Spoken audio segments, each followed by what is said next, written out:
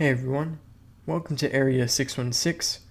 Well guys, the long-awaited return of Jessica Jones is very nearly upon us, with a release date set for this Thursday on International Women's Day. Some early critics' reviews have been released, and as always, today I wanted to go over the reviews and give a general consensus. Today's reviews come from Collider, Polygon, Slashfilm, IGN, and a YouTuber Beyond the Trailer. All of these reviews are linked in the description below. Before I get started though, this morning Marvel and Netflix revealed all 13 episode titles for Jessica Jones Season 2. So I figured I'd run through them here, as well as show their pulp style posters, which was a cool way to announce them. Also, I should note that all of the episode titles have AKA at the beginning of them, but I'm not going to say AKA every single time, so just keep that in mind. But starting at episode 1, AKA Start at the Beginning, Freak Accident, Soul Survivor, God Help the Hobo, The Octopus, FaceTime, I Want Your Cray Cray, which is, I'll admit, kind of a cringy title, Ain't We Got Fun, Shark in the Bathtub, Monster in the Bed, Pork Chop, 3 Lives and Counting, Pray for Patsy, and finally, Playland. But let's get started. Ever since Daredevil Season 1 first premiered on Netflix way back in 2015, Marvel's Netflix originals have mostly received wide praise for their well-written characters and gripping villains. You do have the occasional slip-ups like Iron Fist and the Defenders, but for the most part the shows are mostly pretty loved. However, there has been one issue that has unanimously been a part of every single one of the shows: pacing. The reviews for the first 5 episodes of Jessica Jones Season 2 are mostly very positive, with highlights being Kristen Ritter's performance as Jessica, the character work, and the fact that Jessica's supporting cast gets a lot more to do this time around. However, every single review I've seen has said the same thing: it's excruciatingly slow at the beginning. The severity of this depends on who's doing the review.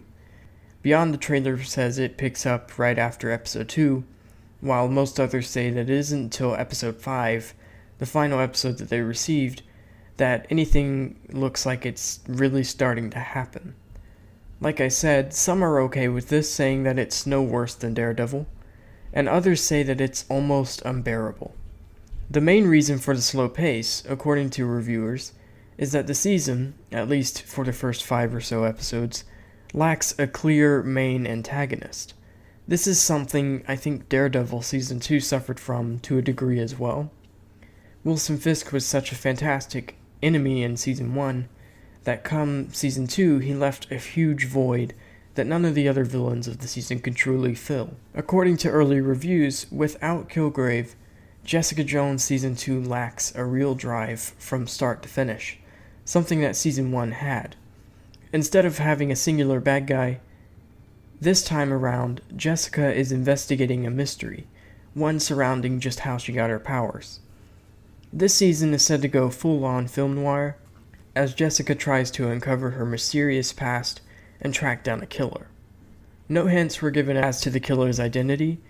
In fact, we don't even know what gender it'll be, but it is said that they finally got to see it come episode 5. Where it looked like Season 2 was going to really start picking up, with the killer being described as very creepy, and it being said that at times, this season goes full-on horror movie. My latest video before I did this one was actually about just who this killer might be, so go check that out if you want to hear my theories. Really, overall, I've seen a lot of the same complaints the Marvel Netflix shows usually get, which usually surround pacing issues, but overall, the reactions are mostly positive.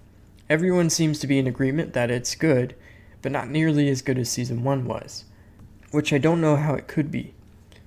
One of the reviewers mentioned how Kilgrave is such a rare kind of villain. He's the kind who can make you grip the edge of your seat without even being there, which automatically gives the whole season a sense of danger and urgency.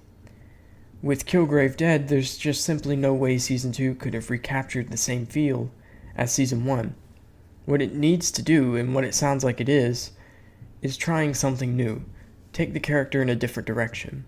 I love the idea of a dark mystery for Jessica to unravel. That sounds great to me. But the general consensus is that while Season 2 of Jessica Jones does take a while to get going, it still provides you with stellar performances and characters, and the end of Episode 5 leaves the promise of a thrilling second half of the season. But before I go, I wanted to talk a bit about my own plans regarding Jessica Jones Season 2. As I revealed last month, there will be no more week-long event things, so the next video on this week, unless something happens, will be on Friday, March 9th. It will be my review and a spoilers discussion for Jessica Jones Season 2. But in any event, what do you guys think? Are you excited for Jessica Jones Season 2? Who do you think the mystery killer is? Let me know all your thoughts and theories in the comments below. Thanks for watching, and I'll see you all next time. I was feeling sad, can't help looking back. Highways flew by.